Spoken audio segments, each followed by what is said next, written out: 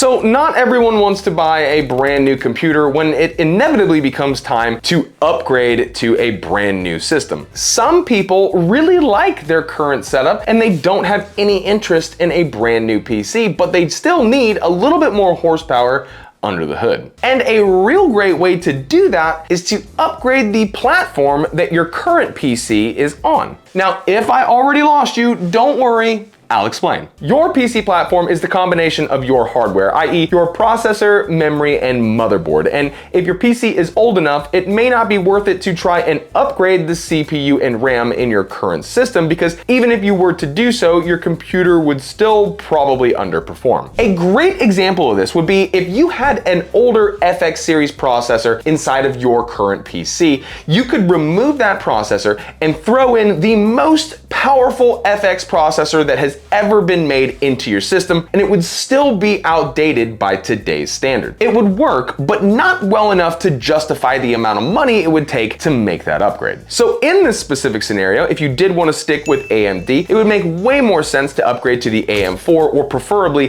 the AM5 platform, buying a brand new motherboard, CPU, and RAM, and waving bye-bye to your old hardware. Or if you're really sentimental about it, you don't have to wave bye-bye to it, you can hang it on your wall or something. And that's not me making fun of you. I still have the first powerful GPU that I ever bought, and I have it because I'm weird. Now, doing this platform upgrade is going to give you a very nice boost in performance while letting you keep the PC that you love so much. Now, I could just talk about it, but for the sake of everyone's sanity, I do have visual aids for you. Some of you guys might remember this build. We put it together for a young man a while ago, and it is back for a platform upgrade. This system was never intended to stay like this for very long, so it does have a hefty CPU bottleneck with the i3-8100 and 3060 12 gig card that's in here, not being the very best pairing. Now for this particular build, we're going with the AM5 platform, but the process stays the same regardless of which direction you're gonna go, Intel or AMD. You're still gonna follow the same steps. Now before I get into the steps on how to start this whole process, I did have one piece of advice that I strongly recommend that you take. While you don't typically need to wipe your hard drives in order to do a platform upgrade for your system, I strongly recommend that you wipe your hard drives and start over fresh with a brand new copy of Windows. The reason I say you do that is because all of your old drivers for your old hardware are on those hard drives, and you're going to be installing a brand new motherboard, usually not the same manufacturer, definitely not the same chipset, and they're gonna have all brand new drivers, and there is a possibility that your new drivers conflict with your old drivers, and if that happens, you're gonna run into issues with your new PC. And rather than deal with those issues as they come, it's much easier to go ahead and wipe your hard drives, reinstall a fresh copy of Windows, and start over with basically a brand new PC. Now, if you do wish to take this very solid advice and you don't own your own copy of Windows, don't worry. I'm gonna leave a link in the description down below that will direct you on how you can create your very own Windows Media boot drive, and I'll also leave a link down there to give you the step-by-step instructions on how you can reset your current Windows. Now, that also means that if you have a whole bunch of like family photos, wedding pictures, documents that you need from work, you're going to need to make sure that you move those to either a thumb drive, an external hard drive, or a different hard drive that is not your, Windows C drive. And now that we got that out of the way, let's get into it. First off, you're gonna need to make sure that you purchase the correct form factor motherboard for your particular PC. It's either EATX, ATX, MATX, or ITX. It's just all the X's. They all live in Texas. Oh my God, I'm so corny. All that means is what size motherboard you have. Now, a simple way to figure that out is to Google the current board that you have inside of your PC. Now, if you don't know what board you have, finding that information out is actually pretty easy. This right here is a B650 Eagle AX board, and I know that it is that because it says it right here on the right side of the CPU socket near the RAM slots. Now, it doesn't always have that information right there. A lot of times you will find it either above or below the PCIe slot, which is where you plug in your graphics card. Another way to figure out what board you have in your system is to go to your search bar in Windows and type in system information, look at the category baseboard product, and voila. Now, once you've decided what platform you wish to go to and you've picked out the motherboard for that platform, it's time to go ahead and pick up the CPU and the RAM that are compatible with that board. If you don't know if it's compatible,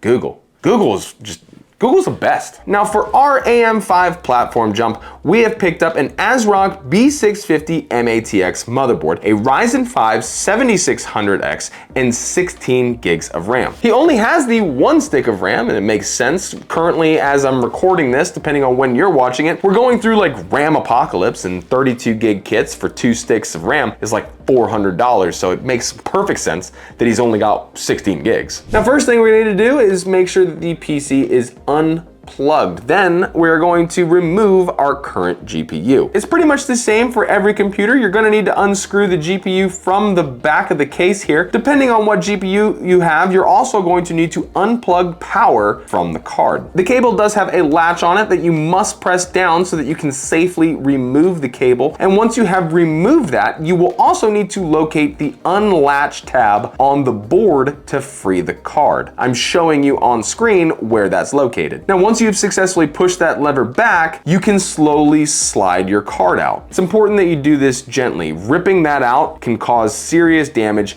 to your board. Now, I understand that you're getting rid of that board, but that doesn't mean that you can't sell that board so that maybe another enthusiast or young man can have that so that he can start building his own PC. Or save it forever, even though you'll never use it again. If you do have a larger cooler like this one inside of your system, I do suggest removing your CPU cooler before moving forward, especially if you have an MATX case like this one right here, because a cooler this size takes up way too much space and it makes working inside of the case much more difficult. For this particular cooler, it is as easy as removing 2 fans and simply unscrewing the cooler from the board, but yours may be different. It is good practice to research your cooler beforehand if you are unsure of how to remove yours. Now, if your CPU cooler is very small or you have a large amount of room to work inside of your PC case, you may not need to remove your cooler at all. It is also important to know that just because of this PC doesn't have a liquid cooler, a lot of PCs do have them, and those coolers can sometimes impede your ability to access the top screws on your motherboard. In that case, you are going to need to remove your AIO from your PC and detach your CPU cooler from there before you're able to access the motherboard. Again, it's all specific depending on your PC, but those are things that you should look out for. Now, with the GPU and cooler removed, I can start removing all of the cables from my old board. I do like to do my best to keep the cables in a similar area to where I remove them, as there's a very strong possibility that the new board cables will be in a similar placement, and having them already placed where they need to be will make plugging everything back in very easy. Now, right about now, it's pretty good practice that if you are unsure of yourself in any way, I mean, even if you're pretty confident, take a photo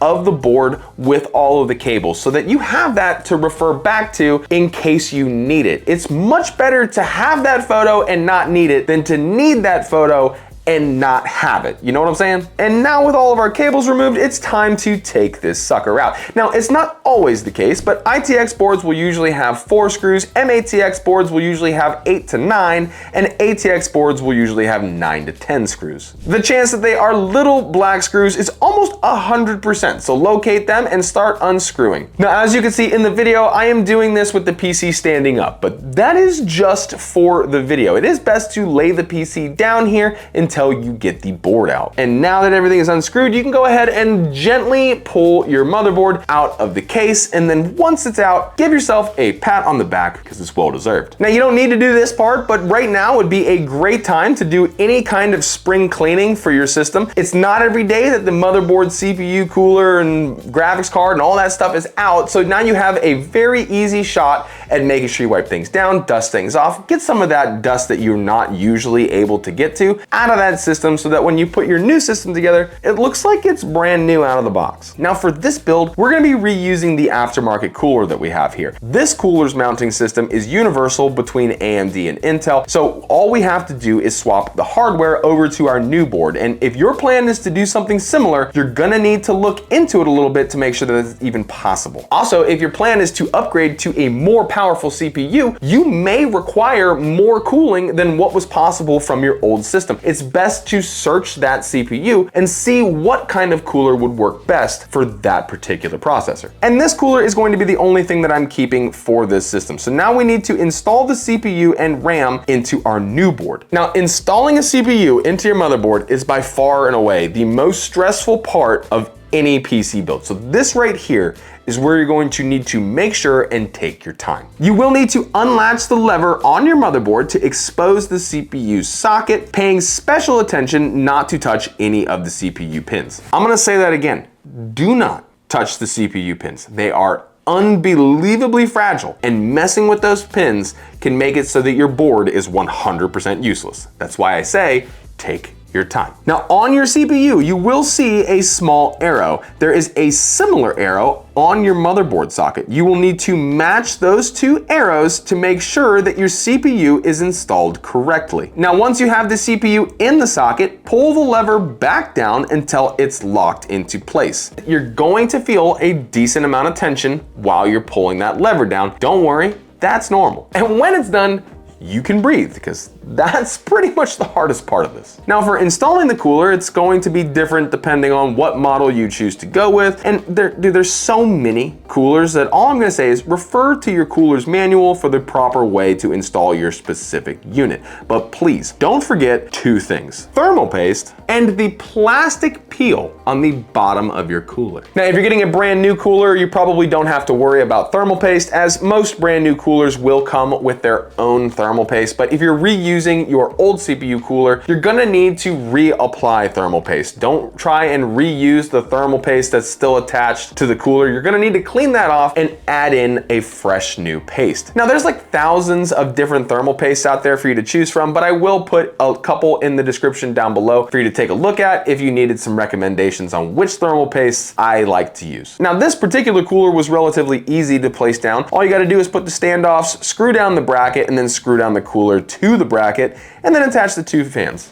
It's like a 2-minute job. Now installing your RAM is pretty darn easy. All you need to do is pull back the latches on your RAM slots and press down firmly until your latches lock back into place. If you're gonna be running 2 sticks of RAM, then you'll need to use slots 2 and 4. And if you're gonna be running 4 sticks, obviously you're gonna need to fill all your RAM slots. And for any other RAM configuration, you're gonna need to refer to your motherboard's manual. Now for our build, we're gonna be using just the 1 stick of RAM, and our manual suggests that it goes into RAM slot 4, so that's what we did for our build. Now this next step is something that we're completely skipping for this build because we just don't have one, but if you're gonna be using an M.2 NVMe storage drive, then you're gonna need to follow this part. Your M.2 slot is usually hidden under a heatsink on new boards, so you will need to remove that heatsink, plug the M.2 in and secure it down, either with the included screw or latched, depending on your board, and then remove the protective film that is on the heatsink and then reattach it. There is only one way to do that, so it is very simple to do. It's even easier to do if your motherboard does not have an M.2 heatsink. And just like that, we're ready to put our board back into its case. So for most new boards, the I/O shield is attached permanently to the board, but if you don't have a board that has a permanent I/O, then you would go ahead and put that into the PC first, and then slowly begin sliding your motherboard back into place, making sure to move all of your cables out of the way so they do not get wedged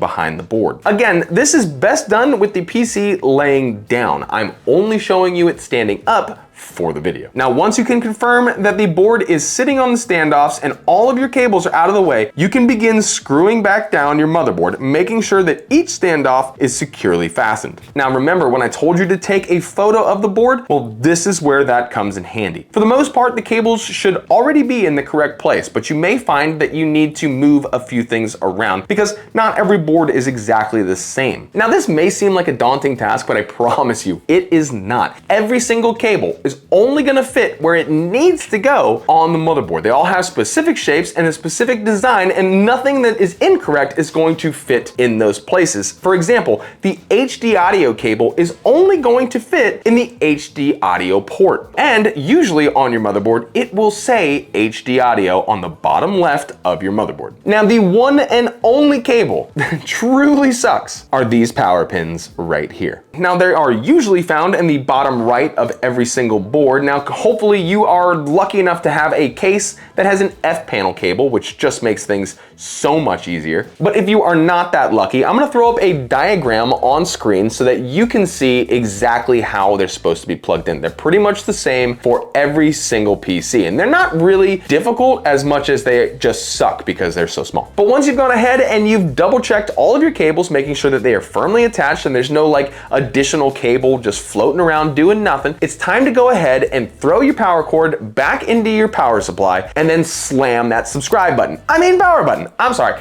You're already subscribed, right? Yeah, because it's free. Now, if you followed every step properly, then the PC should fire up just like it always has, and everything should be functioning normally. If for some reason you do run into an issue, then I would definitely circle back and double check all of your cable connections to make sure that they are secure, especially the CPU power cable at the top left of the board and the motherboard cable on the middle right. Those two are your main cables, and if those are not connected properly, then you're not going to have a functioning PC. Now, assuming you took my advice and you are going to be wiping your hard drives and starting fresh with a brand new copy of Windows, which I will stress again is a fantastic idea, then all you have left to do is install your brand new copy of Windows. And once you have loaded into Windows for the very first time, again, you're gonna wanna go ahead and make sure you download the utility software for your motherboard. I know that some companies like Asus will prompt you to download that software right when the PC turns on for the first time, but some don't. The ASRock board that we used for this particular build does not. So we needed to search ASRock motherboard software, and that directed us to their website where I could download the utility software. And once that software was downloaded, it went ahead and automatically started downloading all the drivers that I was going to need for this PC. And just as a little side piece of information, that is not going to download your graphics card drivers. If you are running a dedicated graphics card, you are going to either need to go to the Intel, AMD, or NVIDIA website and download the official drivers for your card again. And believe it or not, that's it. You download all your games again, you put all your software back in, you offload all of your pictures and your family photos back onto your PC, and you carry on with your day having a system